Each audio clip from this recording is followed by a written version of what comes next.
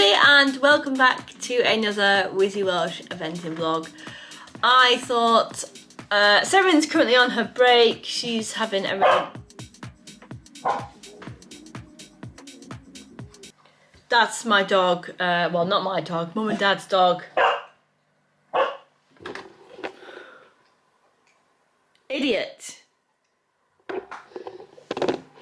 That's Mum and Dad's dog just finishing off his biscuit, and he's such a special dog that midway through his biscuit he'll start barking. He gets frustrated that he's finished it. He's a special dog, isn't he, Dad? Get down! Rat. Naughty boy. Right, sorry. Seren is currently on her break. It's been needed for a long time, I think.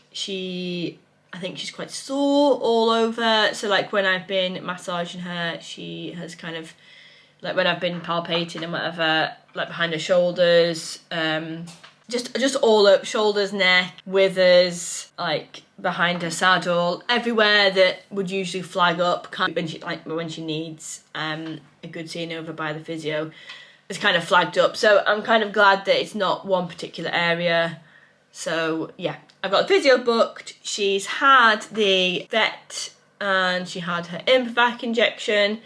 That went really well. She had it in her chest and I think she was quite sore for a few days, so she was on bute, which she said would happen because it's quite a thick injection. So yeah, so she's had that, and she's also had her teeth done. They were slightly sharp on the right hand side, which I suspected, which is always kind of the case. And she's also got the saddle fitter booked in because her saddle she changes shape so much. Like Welsh so difficult, and natives anyway I think is so difficult, but particularly Seren because she's got such a small barrel. That's how the saddle fitter describes her. So yeah, so she's booked in everything, full MOT. I am not having the vet to her to do a lameness workup because she ain't lame. If she was lame, I would have the vet to her, but she's not lame. She's just developing her muscles and her rhythm and her gait behind. So yeah, that's another story. I will address that sometime. I have filmed a lot over the winter, but what I've been doing with Seren, so like a lot of the time I'll just set my iPhone up on the fence and film because I like to see what I'm doing, how she looks, and luckily I've been able to film most of it. So this isn't in chronological order. Well, I've tried to do it as chronological order as I can. So with training, I always try and keep variety. So like I would do I do loads of flat work in the week, but I do different thing most times, different work on different things. Do a bit of jumping because like at the weekends we've really lucky where I am stable that we have like a set arena for like a setup with show jumps. It's amazing, and I need to start bringing hacking into it, but obviously because I've been like my work's changed, so I used to do 12-hour shifts and then have a few days off in the week, 9 till 5 Monday to Friday. It means that I haven't been able to hack as much, and I do think that's had a bit of an impact on Sez because she does love her hacking. So definitely need to bring hacking into it, and the weather's been absolutely naff. Like the weather has been naff. So yeah, so most of the time with winter training, variety is absolutely key with Seren, and most of the training that I would ever do with a horse is variety. Never make it the same dull, boring kind of drone like, you know, schooling. When I first started, when I first moved, I was doing a lot of what I've been taught in my dressage lessons by my dressage instructor at the time, but he lives in like he lives abroad basically, and then he comes over every so often, like once a month. But I just can't get there basically. I can't time it right. So then yeah, he was really good for getting me to slow everything down and try and compact Seren. Because she would her walk, that's why she's called the WhizzyWelsh. She is on a mission wherever she goes, walking, anything, she's on a mission. So he got me to slow everything down. He got me to slow the walk down, slow the trot down, slow the canter down, and it was really good for strengthening her back end. And one of the particular exercises we used to do was we do a turn on the forehand, which she found really, really hard because she's just so weak behind. So yeah, turning on the forehand was really hard for her. So we decided not to make her stand, and we would like do a twirl. He would call it a twirl, and he trained me with Pammy Hutton, by the way. He's brilliant. So we would do a turn on the forehand, and then I would do transition walk to canter. So I worked a lot on that. Worked a lot on getting her round her. This is key. So anyway, I'll hand you over to voiceover Hannah, and you can enjoy watching our winter training. Hopefully give you a little bit of inspiration for any training that you might want to do your horse. But yeah, winter training, my thing is definitely variety is key. So yeah, enjoy. So at the beginning, this was kind of a standard flatwork session, and it was putting the twirl in. So I'd get her to do kind of a turn on the forehand, and she did get better and better the more I did it. Then a little walk, and then ask for the canter. Now I really found that from doing the twirl / turn on the forehand, her hind end was a lot more engaged, and her canter just felt more together than it looks. So this is her best rein, and she does find turning this way really hard, bless her. But she does find this rein slightly easier. The canter's slightly more put together, and you'll just see that the 3-beat is starting to come, but there's no elevation there. So that's what we're missing. We're missing that put togetherness of the canter. The front end's doing one thing and the back end's doing another, and there's just no bridge. And I didn't realise this, that I thought it was all to do with her back end, but actually it's to do with her core. She doesn't have a lot of core strength, and I learnt that through Rich, and I would highly recommend watching that lesson because it was so good, and he explained everything in such a good way. And then we had our first Anton lesson in like a fair few months, and he could really see the difference from all the canter work that we've been doing, which was great to hear. Now, she was brilliant in this lesson, she really was, and I felt really confident as well, like she was just popping around everything. She also looked super shiny, so she was happy.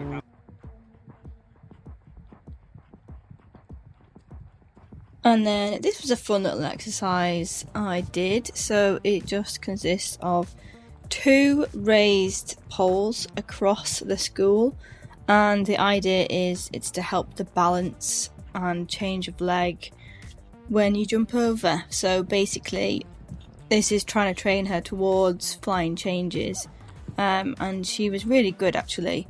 But you'll notice that one of our issues is when we're jumping is that half the time she lands on the wrong leg, so then I'm scrambling in the trot to try and get a decent canter again, and it's just broken up a bit. The round's always broken up a bit, so this is a really good exercise that we've been working on to help that balance a bit more. And it does help with trying to train in the flying changes, so you can do this over poles, and you can gradually build it up. So I did it where it was walk, and then I would canter over the centre line to try and get that flying change. But yeah, it was really fun. So this is my first attempt at the flying change. Wow, that was an absolute fail.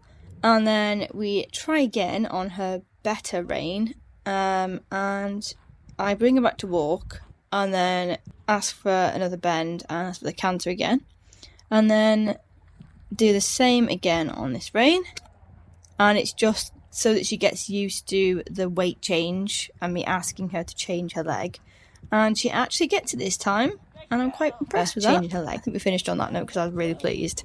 See, she kind of jumped a little bit, and that was kind of what I was after, is to get her. And then say at the weekend I would probably pop around the jump arena course if I wasn't going out competing, just to keep our eye in, just to keep her confidence good and to keep my confidence as well, and it's been paying off so much.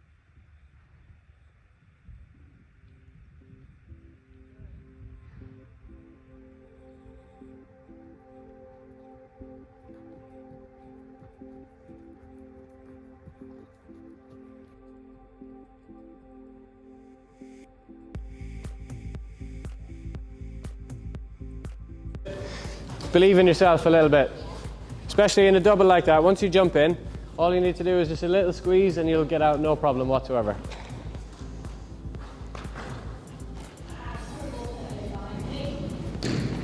Good, well done. Keep that canter up now, look for your next jump. And a little squeeze in the middle when you jump in. Very good, well done.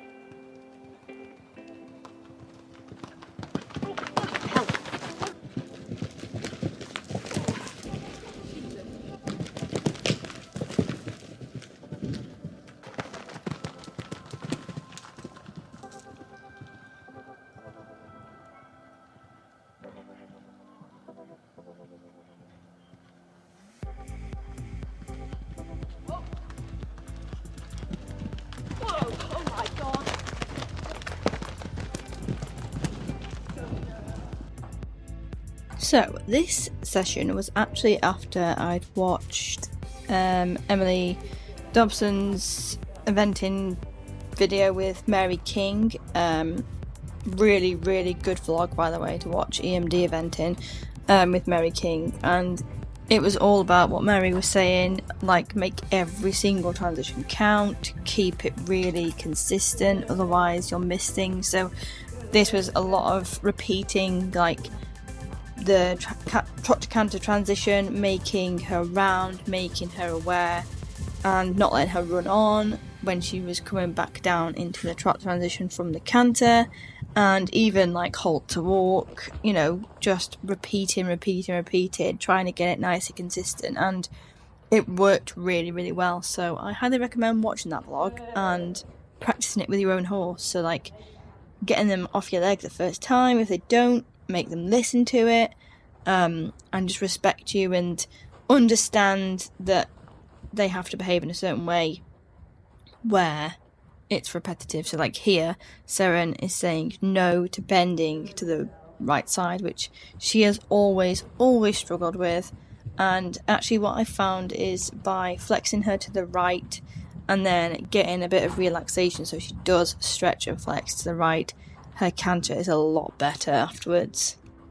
So this was before I had my Rich Haywood lesson, and I was still trying to apply the same principle as bring your inside rein to flex the neck, and kind of hold the outside, but I wasn't doing anything with my leg, like I was just not riding properly into it, so she was getting quite frustrated with me.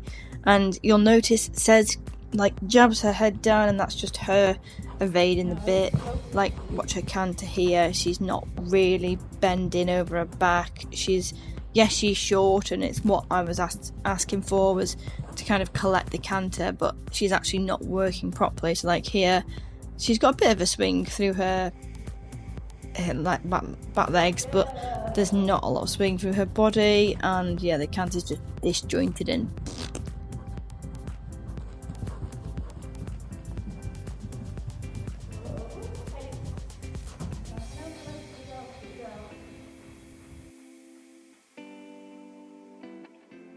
And this is some beautiful clips by Martha Lilly, photography of my Rich Hayward lesson. I highly recommend you go and watch that, because Rich explains everything in such a good way, and you'll see a difference in Cez. Like, honestly, the way her going is amazing.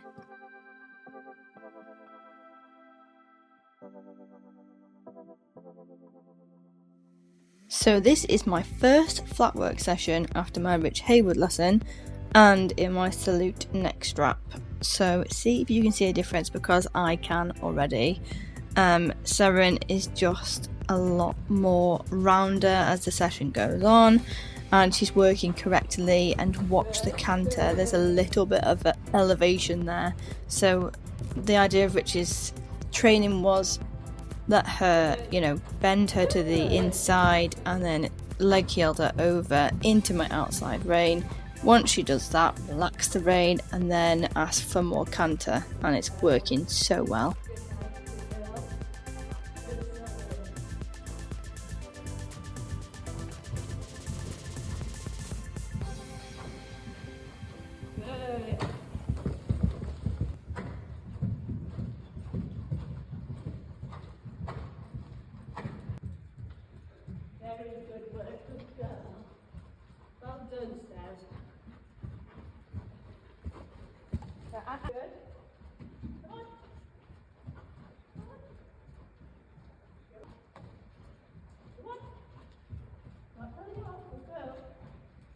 No. Very good. Now we lock it again. Steady.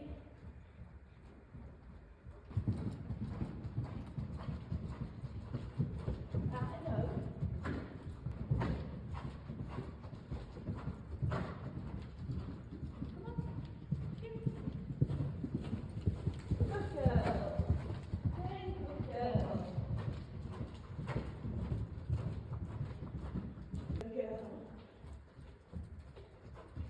Oh, look at that big drop, good girl.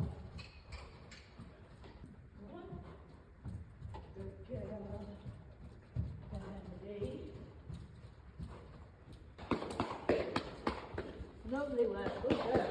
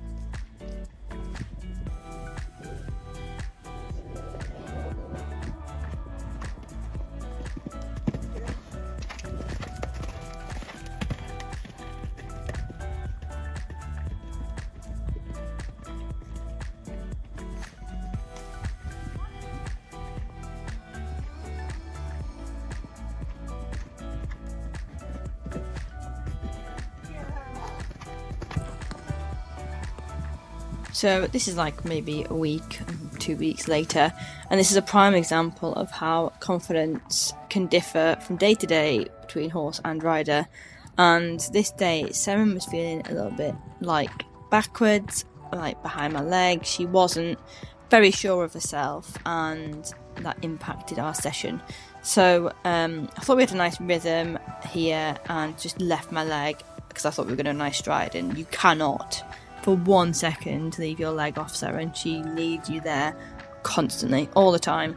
And when she stops in front of a fence, I have been told I have to stand her like directly in front of it and kick to tell her off, because she used to run out and she used to spin as well, so she used to be nasty with her stops. But here I've got my salute neck strap and I'm holding on to it when I come into the fence, so I've got like a little handle on it and I'm just holding on, but I can keep my contact and I can just not affect her mouth or her way of going, and it's such a good confidence giver. I was really impressed with it, like how it worked, because I've never used a neck strap before, but I was very impressed with that one. So came away from that session feeling very, very deflated and just like, oh god, that's probably not my confidence. So the next day we went into the jump paddock that we have, so it's a full setup course, and just popped around. Yeah, we just popped round and she was a completely different horse, like just so much more forward, so much more confident, but I think I was a lot more determined and not kind of sitting back.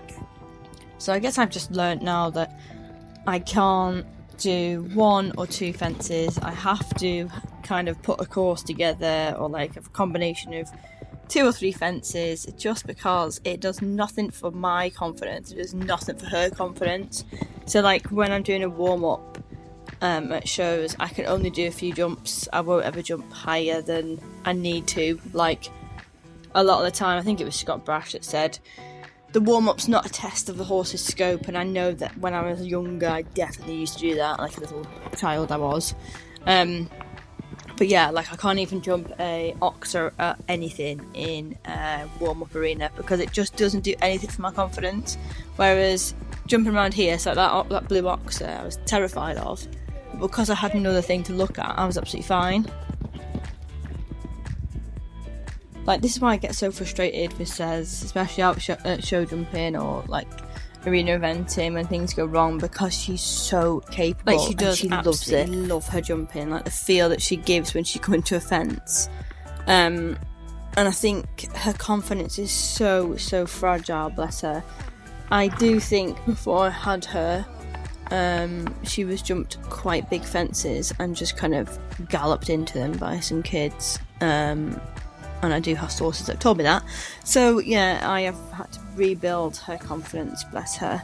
But she's so capable, like she's such a capable little pony.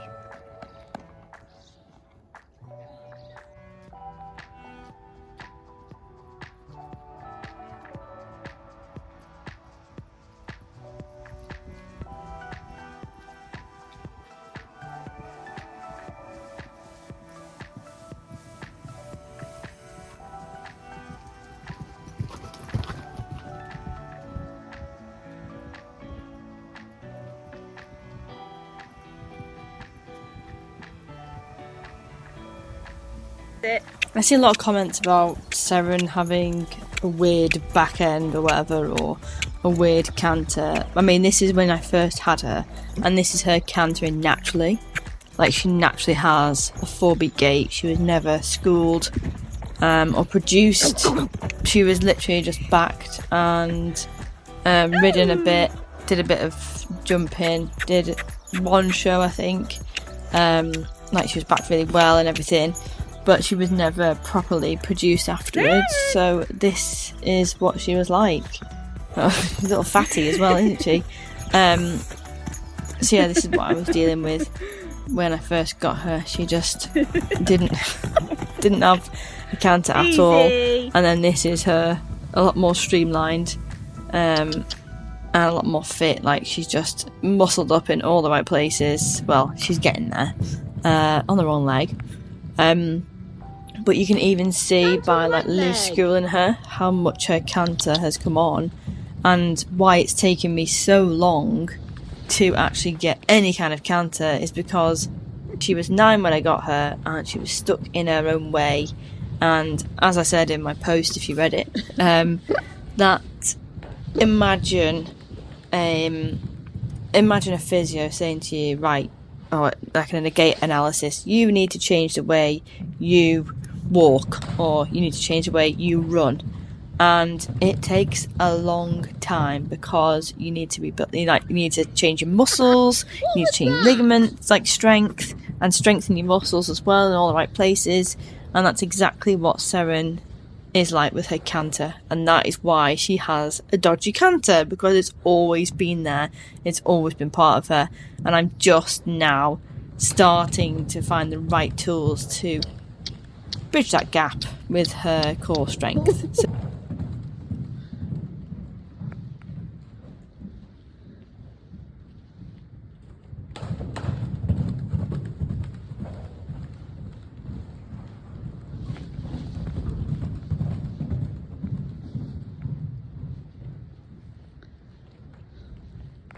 Goody! Hello, Goody.